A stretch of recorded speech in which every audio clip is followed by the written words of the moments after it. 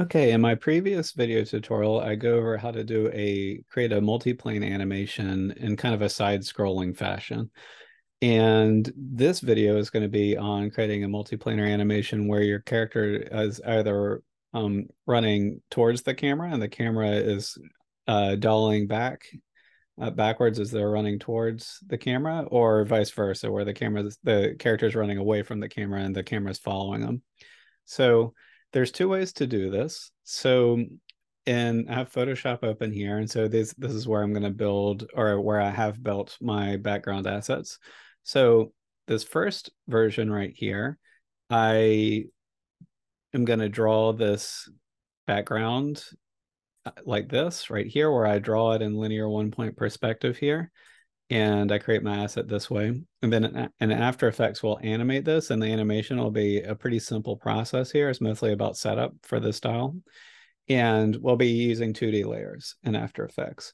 So that's option one, and we'll go over that first. And then option two, which is kind of the more advanced option, you can get, in my opinion, better results with this one, is going to be working with 3D layers in After Effects.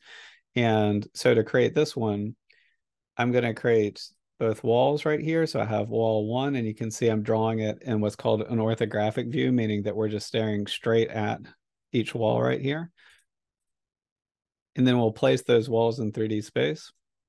And then I have the ceiling here. I know this is a rough drawing, but I'm just sketching it in for this tutorial, where again, I'm just drawing it straight on right there. And then the floor, this is my sketch version of a carpet. And again, just drawing it straight on right there. And so setup for the 3D multiplane option is one thing that's really nice about it is, again, you're kind of drawing each of your resources straight on right here, and you're not having to worry about perspective. And it's a lot easier to kind of get in and add a lot of fun detail into your project here. So we'll get to that one next. But in this one right here, the way to start out is, again, I'm doing this in Photoshop, but you can use Procreate or Illustrator or whatever illustration program that you like right here. And basically in this 2D option right here, we're going to just draw the scene straight on.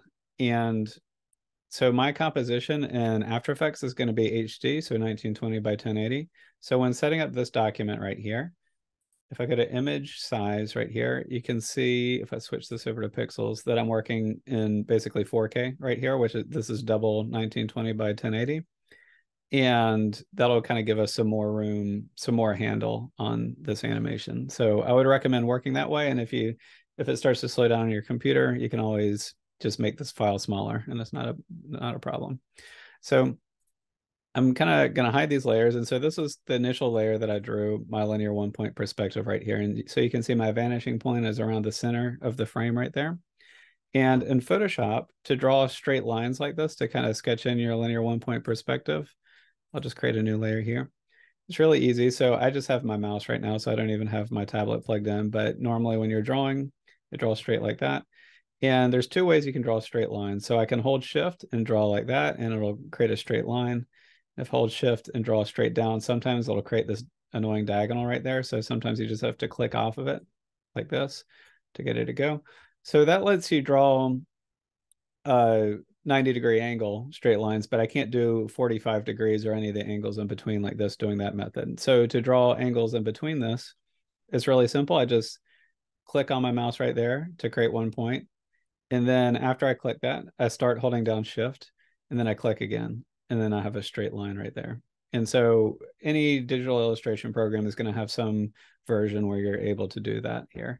I'm just going to hide my markers there. And so when you're planning out your shot, just remember with linear 1 point perspective, it's really simple. So you just try to find your vanishing point, or so your vanishing line, the horizon line right here.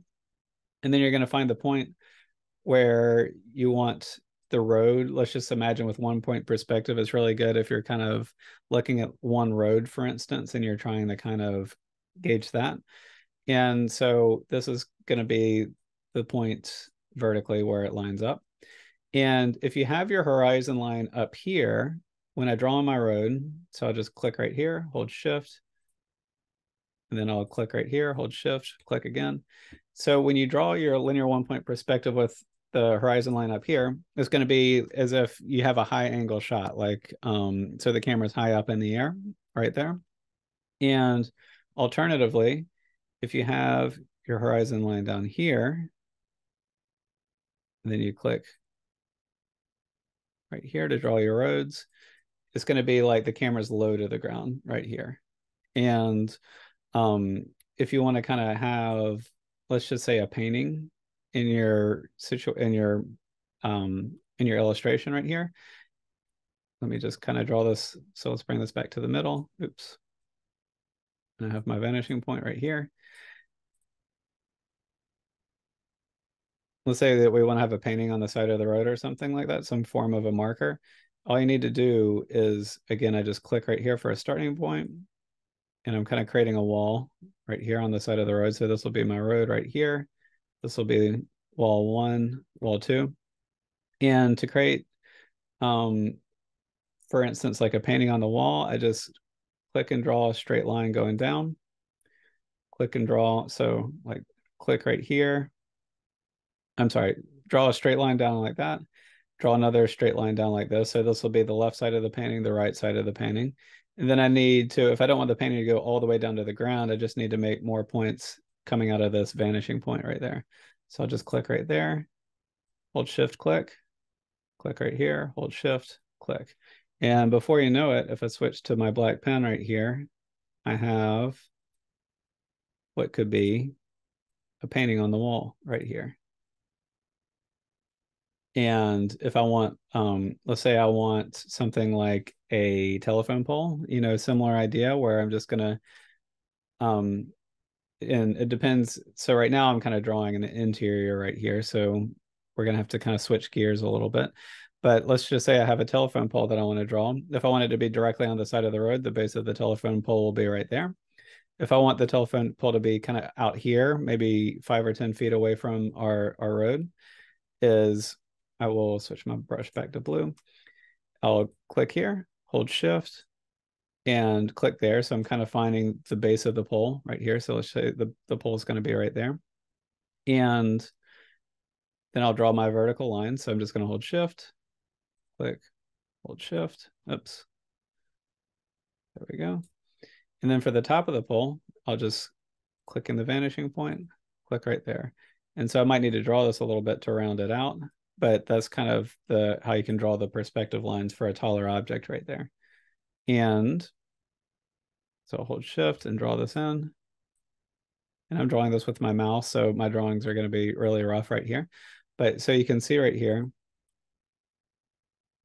this is how you can kind of begin to draw something in linear 1-point perspective. And when you draw this, when you set up your project here, what you want to do is you want to set up your project something like what I have right here. So this is just my throwaway layer right here. Then I have my painting, this on the side of the wall. You can see I have that as a separate layer. I have my main room right here, which is the separate layer right here. So I just have my carpet right here, my walls and my ceiling right there. And then finally, I have this rear wall right here, which I just drew is a square that you can see I put it on top right there. So it's going over top my side walls right here. And so it's rear wall on top, the rest of the room on the second layer, and then just this painting or whatever markers that you want to have on the side of the road here. And basically when we animate this, these 2 layers are going to stay still in After Effects. And then the thing that's going to animate are things like paintings, or you can do like fence posts, just anything on the side of the road or the hallway that'll help give us the illusion that we're kind of moving forward or backward in space right here. And so let's get started in After Effects on this idea. So I have After Effects open right. Oops, let's see here. Let's close this one out. All right, so I have After Effects open right here. And if you need a refresher on how to use After Effects, just remember that, or the basics of After Effects, remember that there's a video on the same playlist that goes over the After Effects interface here. So I'm just going to set up my project really basically. So I'm just going to click right here to create a new folder. I'll call this comps. And I'll click a new folder right here. Oops. I'll click right here and I'll call this images. And one thing to keep in mind for this demonstration is I don't have a walk cycle of a character walking towards the camera, so you're going to have to kind of use your imagination for that step. But normally I would bring in a walk cycle animation with the character kind of appearing to like walk on a conveyor belt or kind of situation towards the camera here. So in this tutorial, I'm just focusing solely on the backgrounds here. So I have that Photoshop document and it's saved on my desktop right here. And I'm just going to work with a simple arrangement right here in After Effects because I'm just working with comps and images. I don't have any audio or anything like that in this project. So I'm going to create a new folder right here, a new directory, and I'll call this 1.ae demo. And when I'm organizing After Effects projects, I like to create a directory and I'll make a folder for my After Effects project. I'll make a folder for images. And again, it depends on what kind of project I'm working on, but usually I'll have a folder for audio. I'll have a folder for footage. So that's where I'll place my walk cycle animations. And then I'll make a folder for exports or renders kind of coming out of After Effects. So that's kind of the organizational system that I use right here. And so when you're working in After Effects, always really important to kind of create a directory and stay organized within this directory. So within images, I'm going to copy and paste my 1 point perspective PSD file. And notice that I'm saving it as a PSD file right here. And so when it's time to import it into After Effects, I can either take that file that's right here, that's in my directory, and drag it straight on like this to import it. Or I can click this folder and go to File, Import, and then locate the file here. So it's your option here. So what's important here is I saved it as a PSD and I'm going to bring this in as a layered file. So right here we have this tab that gives us options. So we can bring it in as footage, which is going to take the PSD and it's going to flatten it almost like as a JPEG and bring it in as a single layer. And sometimes that can be really helpful. We have an option right here, which is composition, retain layer sizes. And we have this option right here called composition. We're going to go with composition for this particular example. And that's going to bring in the Photoshop files as individual layers right here. Retain layer sizes can often be helpful, particularly when you're building like a puppet character, for instance. In fact, most of the time I do this option right here, but for this project, I'm going to do composition. And so I'll press open and it's just going to ask me again. And then here we go. And so right here in images, I have a composition or a pre-comp in After Effects that is the entire document together. And then right here, I have each of my layers in Photoshop. And so I have the background, which is just the plain white background, and then I have my trash layer right there, but I have 1, 2, 3 layers that I'm going to use. So we have that all ready to go. So in After Effects, I'm going to create a new composition. So I'm just going to go up to comps, and you can create a composition one of two ways. I can go up to composition, new composition right here, or I can click on this button right here. So I'll go composition, new composition, and I'm going to create a 1920 by 1080 comp. We have some presets up here. So generally speaking, you're just going to want to go with that first preset right there. So that's 1920 by 1080 at 24 frames per second, and that should be good. And down here, we have the duration. I don't want this to be 42 seconds long, so I'm going to take this down to 6 seconds long. And I said 6 seconds and 10 frames, and just to be organized, I'll just take it straight to a clean 6 seconds in duration. The background color is not going to matter here. It's not really going to show up in our render. So you can set this background color to whatever you want. I'll just leave it as white right there. And up here, I can rename it. So I'll call this 2D demo. And I'll press OK. And notice how I'll put that in my comps folder. So I have my images down here, my images folder. I have comps in here. And if this had audio, I would create a new folder and put audio in there just to kind of keep things organized. So just kind of in my normal organizational system, I might have it set up like this. So what I'm going to do now is I'm going to take in my 3 layers from Photoshop and just click and drag down here and bring it into my project. And right here, remember I was working in 4K, so I need to scale this back a bit. So I'll just press S, which is a shortcut to get to the scale tool. You can also, if you can't remember the shortcut, you can just hold Shift, select these, click the arrow that's to the left, and then you can find the scale parameter right there. And so I'll just scale this down to almost 50%. I'll do 51% right here. And oh, let's see here. One thing I want to do is I also want to include my throwaway layer just as reference here, because I want to find my vanishing point. So apologies. So instead of what I did before where I dragged in all three, or these three, I'm going to drag in all four of those layers. So including my little my perspective guide thing here.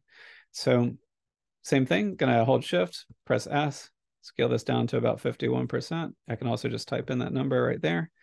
And so having this vanishing point visible is going to be really helpful here, even though this layer, I'll hide it for the finished animation. Is creating this animation is going to be incredibly simple here. So I have my layer 1, which is the also right here, which is that rear box, which is basically the rear wall at the end of the hallway. I have layer 2 is my walls and room. And then layer 3 is my painting right here. And so to animate this is going to be very, very easy. I just have my painting right here, and I can solo that. And you can see the anchor point currently for my painting is right here. And the anchor point is really important when dealing in After Effects, because this anchor point is the point where these animations will occur from when taking into account this painting right here. So if I were to rotate my painting, for instance, you can see it's going to rotate from that point. And if I were to scale my painting, you can see when I scale it down or scale it up, it scales from that point. And so to create this animation, all I'm going to do is just scale it down, and it's going to appear to recede off into the distance as long as this anchor point is set on the vanishing point of my illustration. So you can see right now, if I were to animate this, the anchor point is here where it should be right there. So it'll probably look close, but it's just going to scale off. You can see towards the end of the wall, it's kind of like, it's close, but you can see that it's kind of raising up the wall as it recedes off into the distance there. And so to fix that, really, really easy. So you can change the anchor point in one of two places, and they both behave in different ways. Sometimes you'll want to change the anchor point here by changing these numbers, but that's going to shift your object and keep your anchor point still. So you can see right there, I'm changing the anchor point, but it's really the anchor point stays anchored, and then my picture is moving around, which is not going to work here. And so what I need to do is use this tool up here. The shortcut for it is Y. It's called the pan behind tool. And so what this tool allows you to do is I can just click on that anchor point and then just drag it down and change its position to be right on top of my vanishing point. And it doesn't move my painting around as I shift that around. And I can just zoom in using my trackpad and get that precise. And so now, if I want this painting to scale off into the distance, I can just go to take my playhead and put it to the first keyframe here and scale it up, or press the keyframe. And maybe I want my painting not to start there. Maybe at the beginning of this animation, I want it to be off frame. So maybe it's scaled up to there. And remember, I drew this at 4K. So the fact that it's scaling up further than where it was is still going to have that resolution here. And let's say we want this to move quickly here. I'm going to take my playhead and move it to 2 seconds right there. And then all I'm going to do, just notice that my playhead's here. There's no keyframes. And once I start scaling this down, it generates that second keyframe right there. And I'll just scale it down. And it'll kind of go off into the distance right there. And so if we have a walk cycle right here on this carpet, if we just kind of control that, you can see that that animation is kind of sinking off into the distance right there as I scale it down. And the path of the animation is working right away there as well without having to do too much. So in order to do this fully, you might want to have more markers on the side of your walls. So if you're in a room, maybe more paintings like this, more outlets, just items that are on the side of the walls that'll help give you markers. If you're doing an exterior scene, maybe some mailboxes, that kind of thing, just to kind of give you markers here. And so that's the simplest way to create that kind of animation right there. And let's see here. In terms of the pace of this movement right here is going a little too fast at the end right there.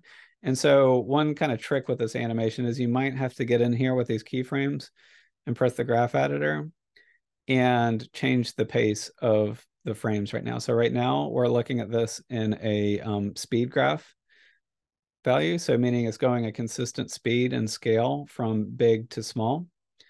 And right now, if I press play, it kind of appears to be starting slow and then moving fast. And so maybe what I want to do is click on the second keyframe right here. And we have an ease into a keyframe shortcut and then an ease out of a keyframe shortcut right here.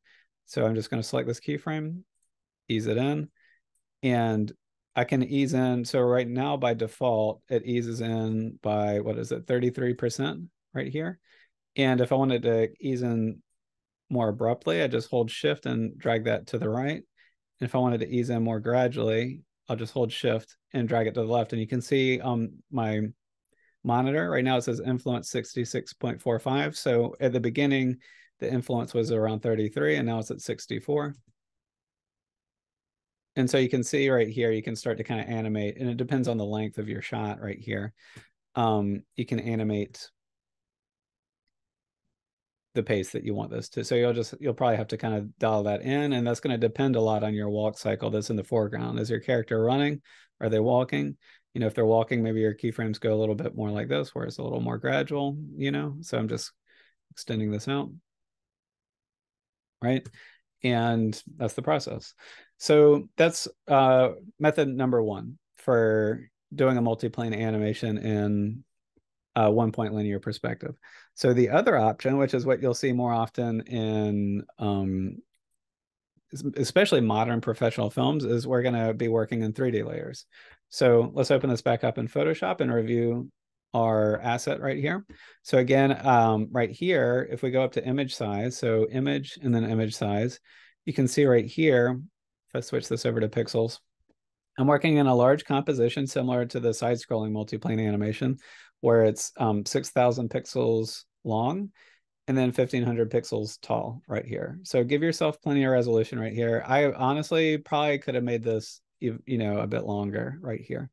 So I drew one wall, just sketched it in. I have my other wall, I have the ceiling, and then I have the floor right here. And so they're just on 4 layers right there. And so that file is here on my desktop. So similar thing, here's my project directory. So I just have my images folder and I'm going to drag that in. It's a PSD file right here. So working with PSD files in my experience is best when you're trying to bring in layered image files into After Effects. So I'll just click into images right here. And then you remember I can just take that file and just drag it straight on right here. Or I can go to File and Import right here in After Effects. So in After Effects, you can just go File, Import, File, and locate your 3D multiplane background. And again, same thing. I'm going to bring this in as a composition rather than footage. That'll bring it in as a layered file right here. And I'll press OK. It'll ask me again. I'll press OK. And I'm going to do the same thing as I did before. I'll go up into my comps folder up here. And I'm going to make a new composition. You remember before there's these buttons that showed up. Those aren't there anymore. That only works when creating a composition at the beginning of a project. So that's why you'll see me go up here instead to create new compositions. Is I'll go composition, new composition. You can also press Command and N. And right here, all this is going to be the same as what I had before. And I'll just call this 3D demo right here. So 1920 by 1080, 24 frames per second, 6 seconds long. And so now we have a blank composition. And what I'm going to do is when I brought in my 3D multiplane background, I have my background layer, which is blank, but then I have my 4 layers right here. So I'm just going to drag them all in, and it looks like nothing right now. So let me, so this will become clear in a minute. So you can see this is wide. There's some transparencies to these layers that I forgot about. So they're kind of overlaying on top of each other. That shouldn't be a problem in After Effects, but for your projects, I would recommend not doing what I did here, where I have a transparent background between each layer and make each layer opaque in their own right. right here, right? So I kind of did that wrong, but it should be okay. So I have my 4 layers. And just so that I can read this a little bit better, I'm going to rename these. So I'm just going to press return and delete that. So return is a helpful shortcut for renaming things in After Effects. So I'm going to click on this layer, press return. Oops, almost knocked over my coffee. That would have been bad.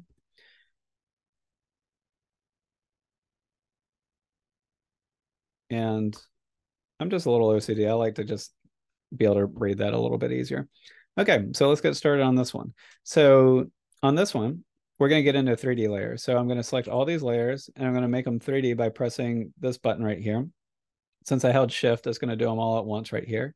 And so that converted all my layers into 3D. And you can tell that it turned 3D because it should give you this kind of move control up there. And what I'm going to do here is I'm just going to hide all 3 of these top layers. And I'm just going to look at one wall right here. And so for these coming steps, try to follow me exactly right here. I think it'll make your life the easiest if you can do that. So I have wall 1 right here. I can press R, or I can click down here and find my rotations right here. And so if I rotate it, so I'm going to have wall 2 be on the left right here. And so I'm just going to rotate it to be negative 90 degrees. So just click in negative 90 degrees right there. And then you can see my controls up here. So you can just click on the Z control, and I zoomed in using my middle mouse. And I can just drag it to the left a little bit. You can also change the position up here. Oops, wrong one. So it'll be the first number. And I can just click it and drag it to the left a little bit. And let's see here. So our first wall is in there. So something we can do now is we can click on wall number. So wall 2 is in position here. So next I'm going to click on wall 1, and you can tell us looking at us straight on right here. So I'll press R or go down and click this tab to find rotation. And then instead of negative 90 degrees, I'm going to do positive 90 degrees on this one here and rotate that 90 degrees.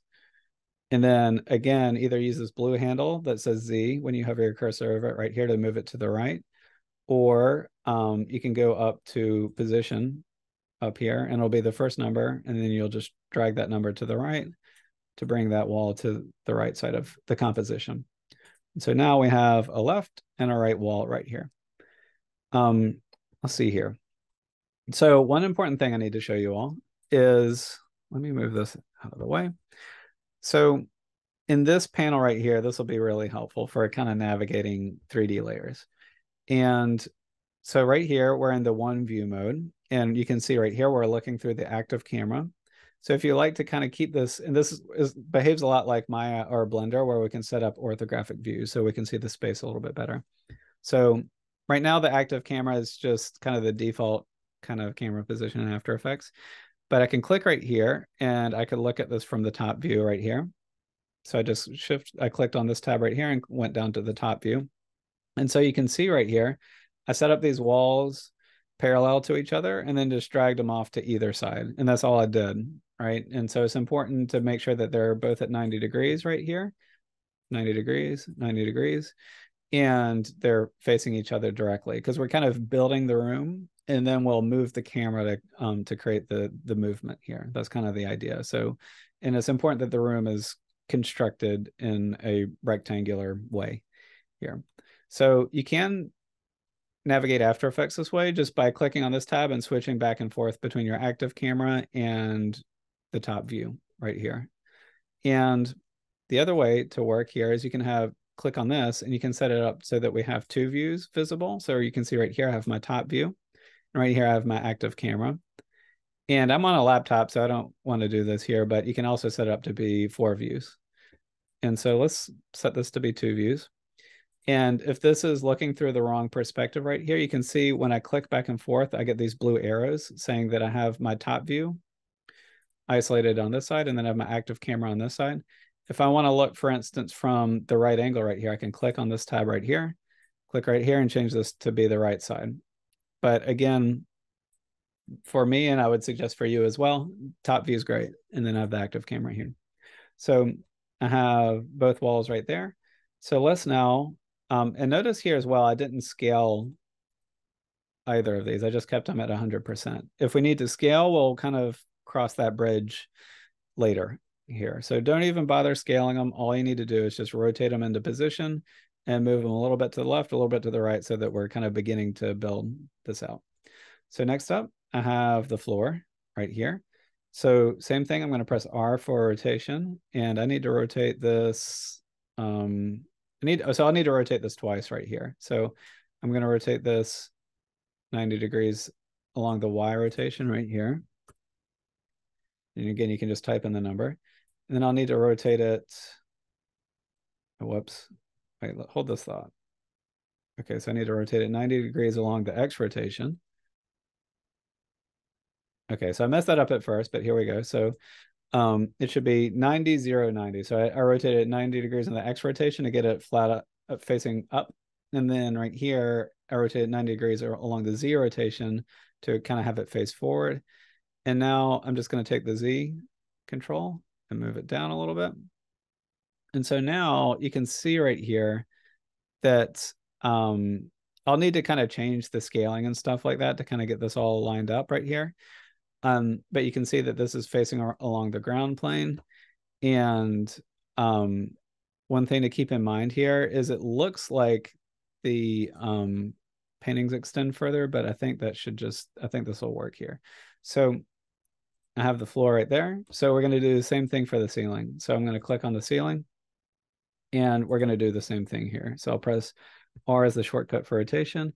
Then I'll be 90 right here, and then 90 right there.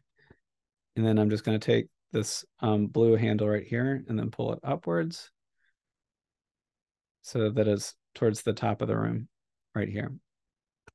And let's see here. So now we can start thinking about adding some adjustments to this whole thing.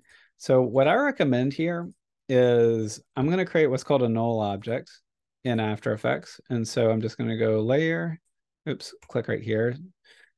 And then I'll go layer, new, and then null object.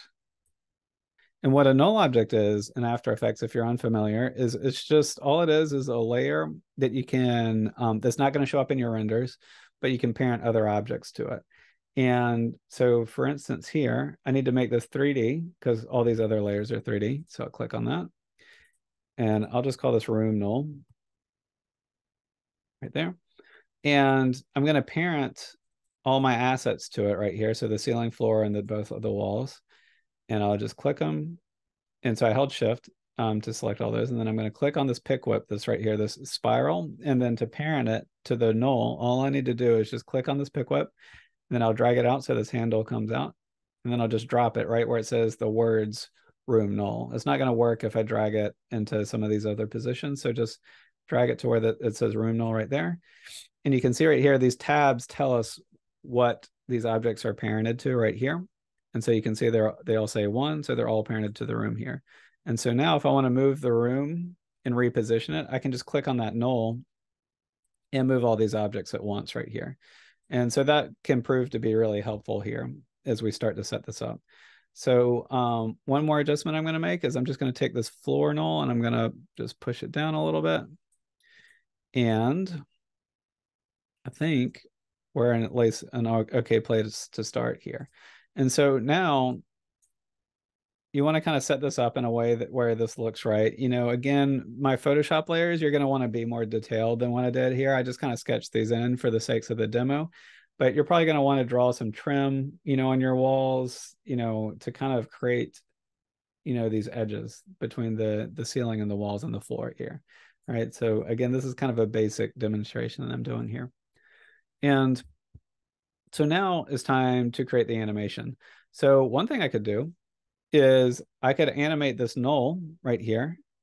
And so I could just click on the position right here. So I press P as my shortcut for position, or I can just click open this tab and go to position, take my playhead and move it to the first frame, and then just click on the stopwatch right there to create my first keyframe. Let's say I want this animation to be 4 seconds long. I'll drag it to 4 seconds here. You can also see it says 4 seconds right there when I get it to the right spot. And then right here with the Z position, I can click it and drag it backwards. And so now my camera, hypothetically, is starting to track backwards in space right there. And so that's one option right there. But let me show you a better option here. And let me just check one more thing. I want to go to the top view. Oh, yeah, I caught a mistake here. So you can see right here that I have my floor, and you can see the outside box comes to these points right here, and right here. But if I click on my walls, they're inside of it, right? So when I moved my perspective a moment ago, it looked wrong. And so this is a big step that I overshot here. So I need to take my wall. So this is my right wall right here. So I'm clicking on it here. I'll press V for the move tool. And then I'm just going to click on this blue handle and drag it. And using the orthographic view, this was a really big oversight on my part, is I'm going to click it and then just drag it so that it lands right on the outside of my carpet right there. And then I'll click on wall number 2, and you can see that right now it's technically inside of my carpet right there. And I'll just click it, drag it to the left side. And so now this should move a little bit better here. So position, then I'll create another keyframe 4 seconds in, and then it's the Z control. So this last one right here, and I'm moving the null, which is in fact moving the whole room. And so now I'll click this into one view.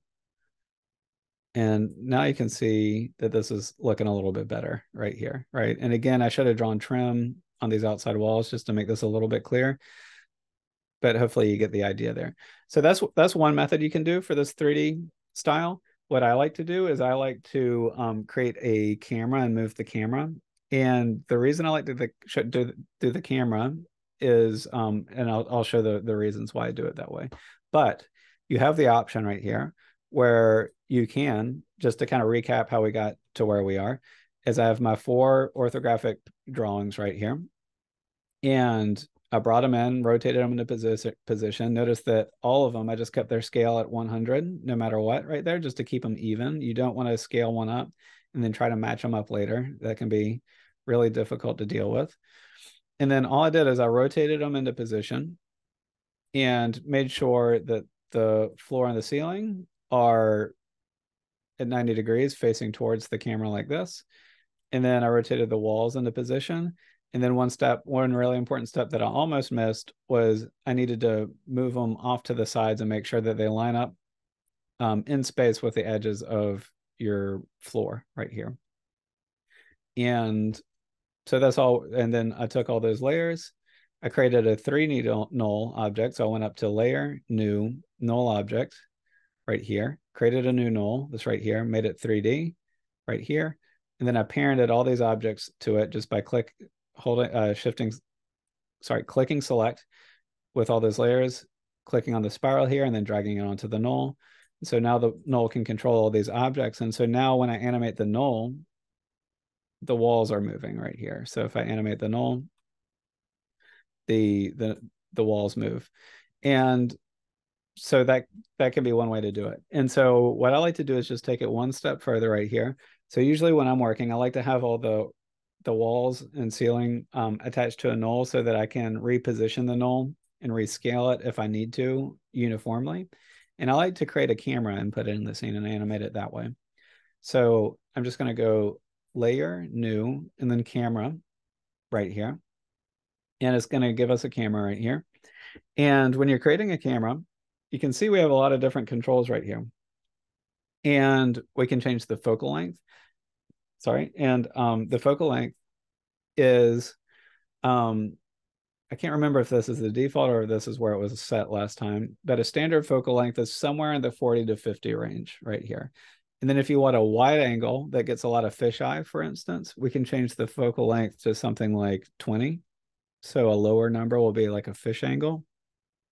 And if you want it to be like telephoto, meaning zoomed in a whole lot, you can set it to a number like 80 right there. So just to show, I'll put it at 20. I'm probably going to change it. And something else that's nice about the camera is we can enable depth of field with it. And I'll try to show that here in just a moment, but I'm going to leave it off for now. So I'll press OK. And so now you can see, so before I didn't have a camera, and the default in After Effects is something like a 45 millimeter. So I'll just press edit undo. So that's what it looked like before. And so now I'll press Shift Command Z to redo and recreate this camera. So this is a camera at 20 millimeter focal length right here. And I can continue to adjust this camera. So I can just select the camera, go up to, layer camera settings up here. So layer and then camera settings, and it'll bring back this window. So now I can shift it. If I want to shift it to 80 and enable depth of field, I could do that. And you can see it zoomed in a ton right there when I did that. So I'll shift it back. Let's exaggerate. Let's go all the way to 12 for an ultra wide angle right there, right? And so you can see right here that when I enabled depth of field up here, so I went to layer camera settings and I changed it to focal length of 12, which is a little bit too exaggerated right there. And I enabled the depth of field. You can see the objects that are close right here are in focus, and then the things that are far away are out of focus. So let me just shift this one more time. Let's say 25 millimeters. You can see right here, I have preview enabled right here. So I can kind of see on the side what each of these are going to look at like as I create them right here. So I feel like for me, maybe let's go, yeah, 23 millimeter is going to work okay for me. So with depth of field, you can see that's what it looks like off. And so for a lot of your animations, you're probably going to want to leave it off right here. So I'm going to leave it off for the moment, and then we'll add it back at the very end so you can kind of see that.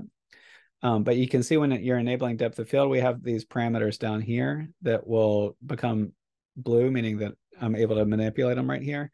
And I'll kind of show what that means here at the end. So I have my camera. And similar, I like to work with nulls here, particularly when dealing with cameras. But let me switch to the 2 view, just to kind of begin to explain why. So you can see in the 2 view, we're looking through that camera right here on my right, my active camera view. Then on the left view, you can see my camera is now introduced into the scene. So these diagonal lines right here is the field of view right there. So kind of showing what will show up on the camera. If I were to make this wider screen, sorry, wider focal length, this line right here would kind of come out to here. And if I were to bring it back to 80, that line would kind of zoom in like that. So just to kind of show very quickly, if I changed it to like 60, if you look at that line right there, when I change it, you can see it narrows right there. So I'll press edit undo. And so right here, this line that is indicated right here is, if I bring this up, so I have my camera options right here. And so that's the focus distance right there. So if I were to enable depth of field, this line right here is the line where everything is in the crispest focus right there. And so you can see if I drag that, oh yeah, it's not going to do anything because depth of field is off. So if I turn depth of field on again, you can see this line is where everything's in focus. If I decrease the number, almost everything's out of focus right here. So if I decrease the number to here, only the very edges are in focus.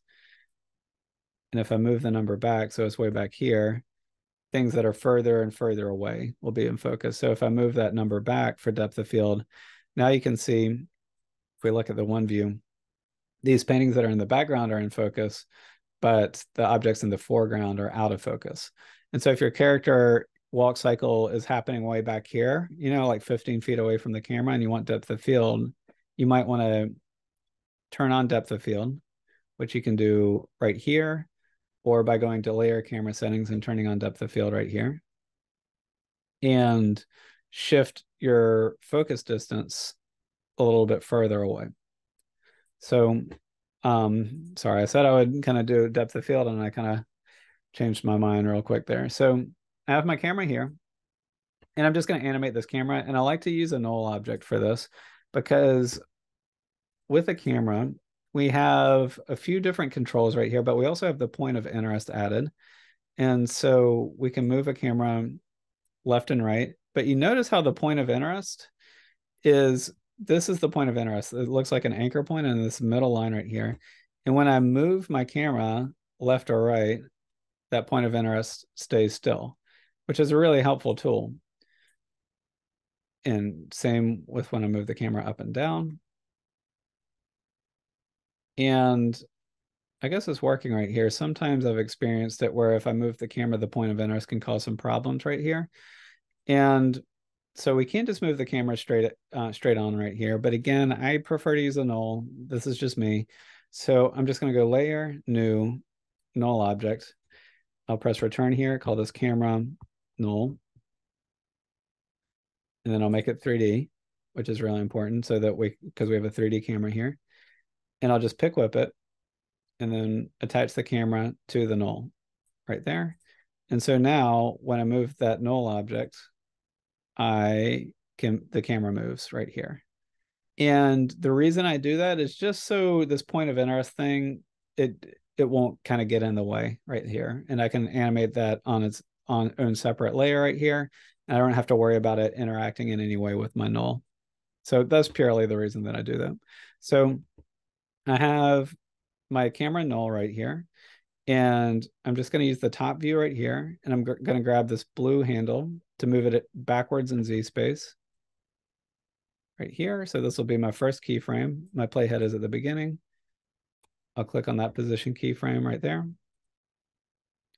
And then I'll go to 4 seconds in right here. And then it's the Z control. So we have X, Y, and Z. And so it's this number I'm going to change if I want to animate it going backwards, or I can just click on that same blue arrow and then just pull it back right here. And so now, if I look at those two compared, you can see that my environment is tracking backwards in space. And so you can see right here, if you remember, animating this with the camera, I have so much more control than that first thing that I was showing where we just take the null and we move it. And so some other layers of control that we can add right here is, for instance, if we want this camera to have a little bit of like organic movement to it, which you'll often see, particularly in animations where this is moving rapidly, to kind of simulating real life film, the dolly that they might use if it's like an action scene might have some rumble to it. So remember, the point of interest is this thing right here. So if we're looking at the top view, it's this control right here. So I can change where the camera is pointing, but you can see since I put this on a null, I don't have to worry about these interacting. And so one thing I can do if I just want to animate a little bit of organic movement into this is, so the point of interest, I created a keyframe right here just by clicking the stopwatch. Then maybe I go 1 second in right here and I just shift these numbers. So 6, let's do, I'll do 6, -6. And then this final one's not going to do anything right here. So just with the point of interest, 6, -6, I'll go 2 more seconds in. Maybe I kind of flip that a little bit. So I'll take this to a positive number, this to a negative number. And basically what I'm doing here, and this will become clear in just a moment, I'm kind of generating this almost randomly here, is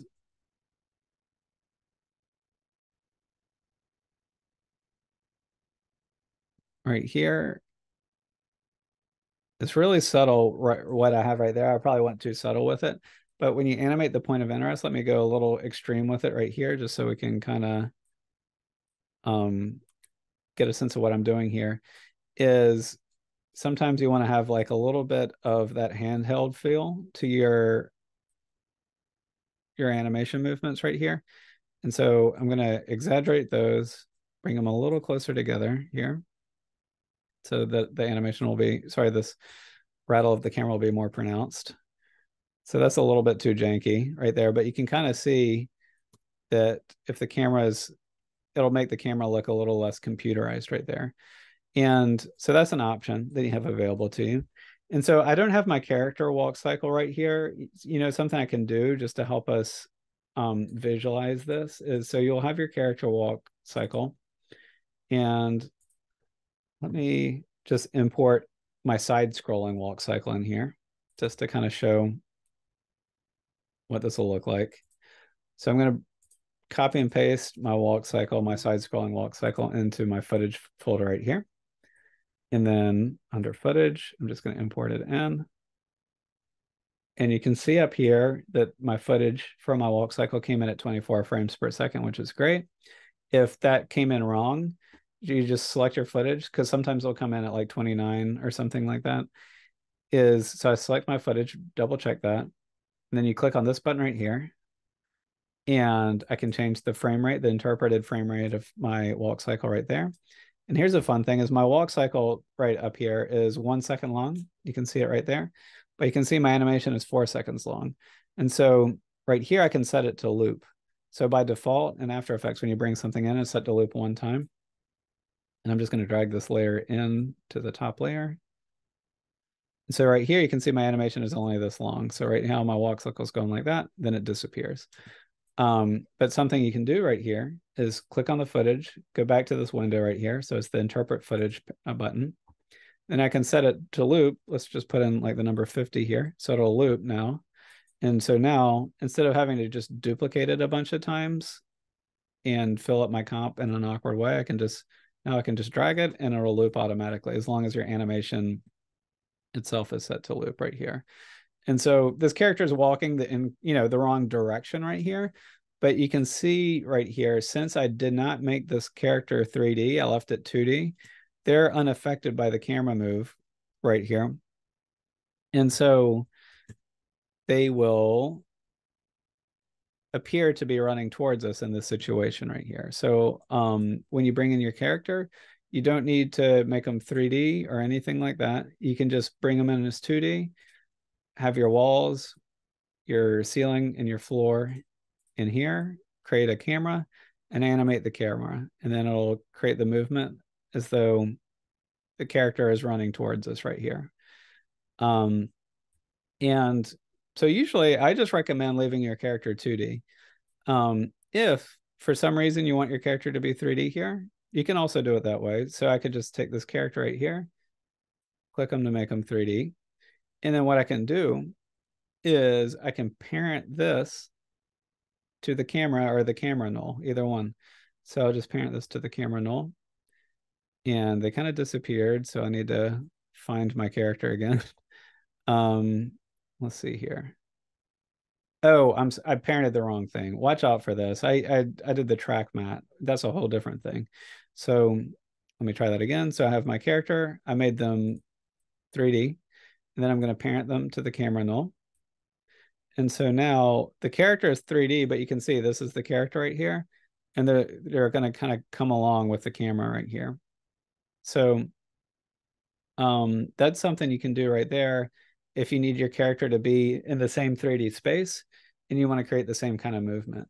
An advantage of doing it this way is